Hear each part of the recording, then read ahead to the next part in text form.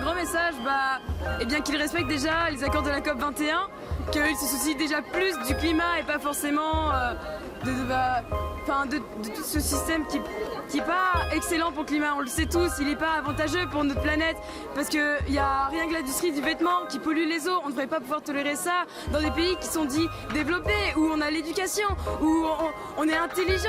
On est dit intelligent, mais en même temps on ne se rend pas compte de toutes les choses, de tous les gestes, tout ce que ça engendre en fait. Et je pense qu'on ne devrait pas que lorsque tu achètes ton vêtement, peut-être qu'il y a écrit écoute, c'est fait à tel endroit et que ça pollue telle chose.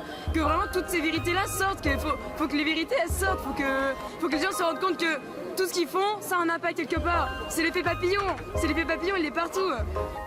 Je pense vraiment que écoutez les scientifiques, écoutez les jeunes, écoutez les gens qui descendent dans la rue et vraiment arrêtez avec ce système qui nous tue totalement, qui tue les écosystèmes, qui tue la biodiversité et qui crée plein d'inégalités partout dans le monde.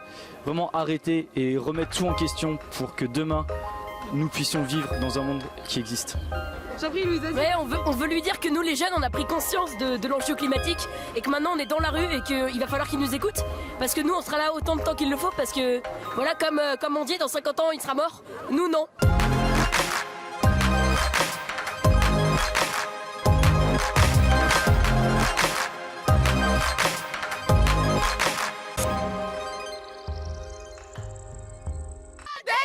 Humanité! Environnement!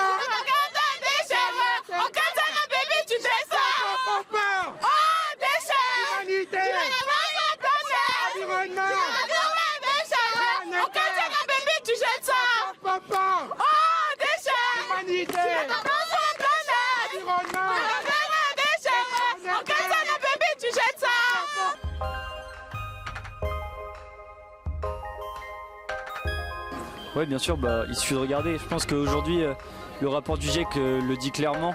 Il y a une urgence climatique. Si on n'arrive pas à rester en dessous d'1,5 degré, on n'arrivera pas à avoir une planète dans laquelle on pourra vivre demain. Même rester en dessous des 2 degrés, ça ne suffira pas pour maintenir la planète dans l'état actuel des choses. De toute manière, on n'arrivera pas à maintenir la planète dans l'état actuel des choses. Et il suffit de voir les politiques actuelles qui vont à l'encontre en fait de ça, qui prônent toujours une croissance exponentielle, plus d'investissement dans les énergies fossiles. Et ça va vraiment à l'encontre d'une planète vivable pour demain.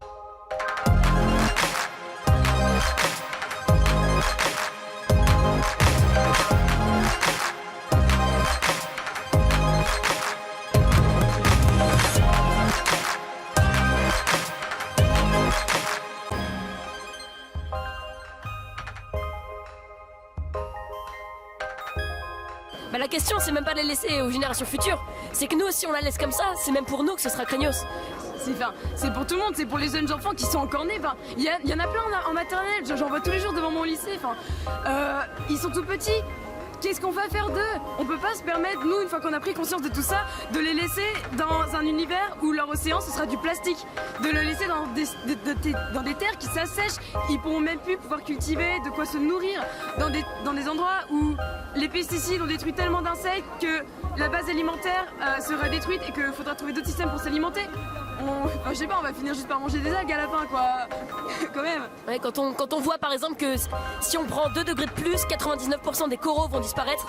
Je pense que c'est un chiffre qui fait vraiment peur parce que les coraux c'est la biodiversité et que sans biodiversité il y a plus de vie en fait. C'est juste ça. C'est la base de plein d'alimentations dans l'océan. S'il n'y a plus cette base, vous pouvez dire adieu bye bye les baleines, bye bye les requins, bye bye votre petit saumon et votre petit thon. Hein. Il n'y aura plus rien. Plus de fête de Noël. Hein.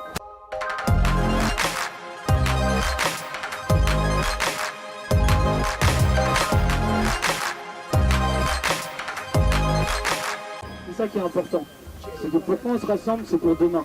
C'est pour avoir la possibilité demain de vivre dans des conditions acceptables et d'avoir la nature qui est toujours là, d'avoir une terre qui est toujours là, et d'avoir un système économique qui nous permette d'échanger et de continuer d'échanger, ce qui n'est pas du tout le cas actuellement, sans créer des masses et des masses et des masses d'inégalités sociales.